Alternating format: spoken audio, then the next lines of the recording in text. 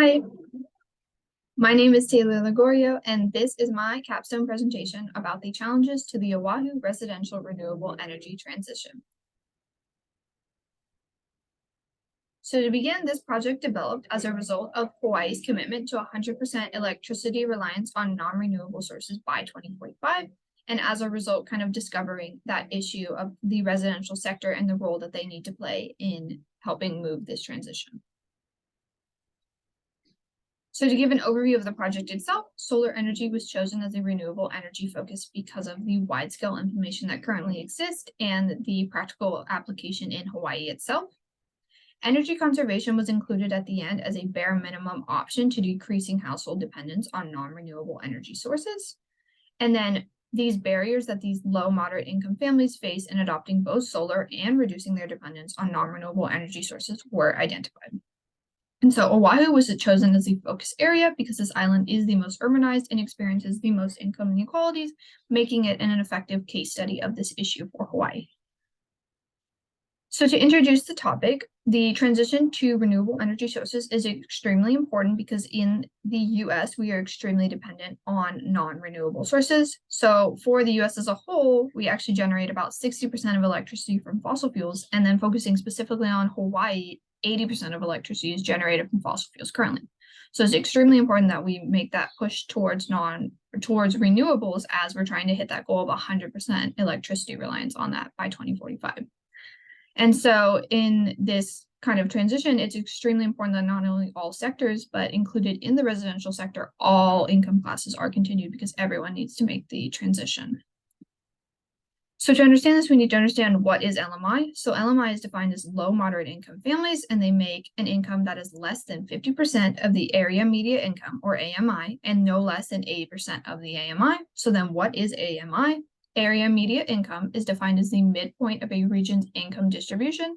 So this is where half of the families living in the area will earn more than the median and the other half will earn less. So in Oahu, the AMI can range dramatically, with some areas having an AMI as high as 115,000, whereas other places will have an AMI as low as 60,000. So it's a very dramatic range, and low moderate income families range dramatically as well with that AMI. So 3 barriers to solar panel adoption were discovered throughout this process. And to begin, the first one, so socioeconomic class standing was discovered as one of the main barriers.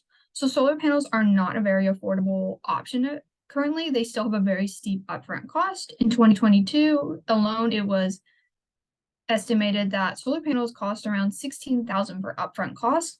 And so coming from a place here in Hawaii where the cost of living is at about 193.3 out of the national average of 100, it's not a necessarily easy thing for people to adopt when they're trying to deal with all of the issues of cost of living here in Hawaii and just trying to support themselves.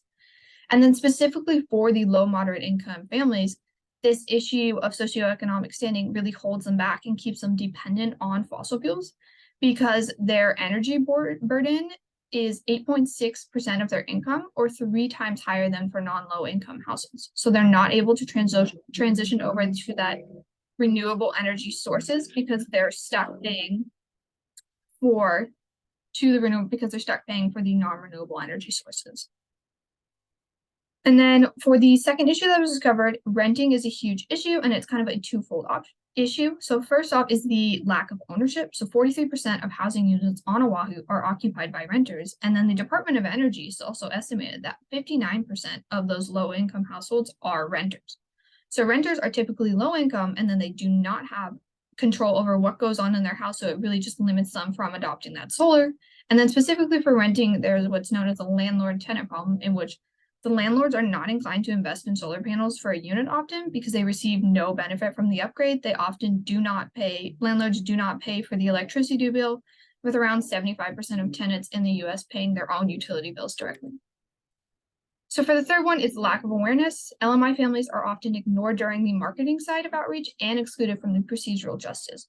So it's estimated that LMI families receive on average 10% fewer quotes than customers in those differing class brackets, typically the higher income.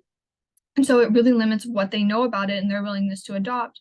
And then when we look at the procedural side, they're often not included in the solar energy policies because they're unrepresented and they don't have influence. So it keeps them from really bringing and voicing their needs in the whole process. So are there solutions? So yes, 2 solutions have been identified that could really work for Hawaii. The first is a community-based solar program in which utility-scale solar panel arrays will sell portions of their solar panel array to be used for subscribers. And so these subscribers will be given a credit on their electricity bill from the renewable energy that their solar panel arrays will make.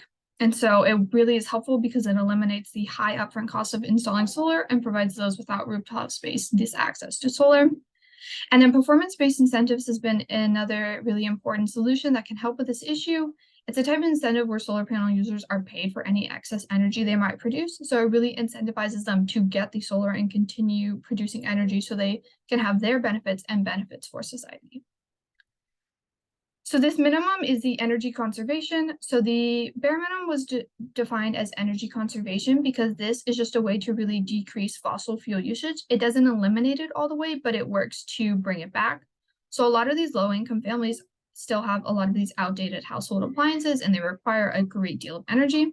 By simply conserving their energy, they can eliminate their reliance on fossil fuels and decrease their electricity bill.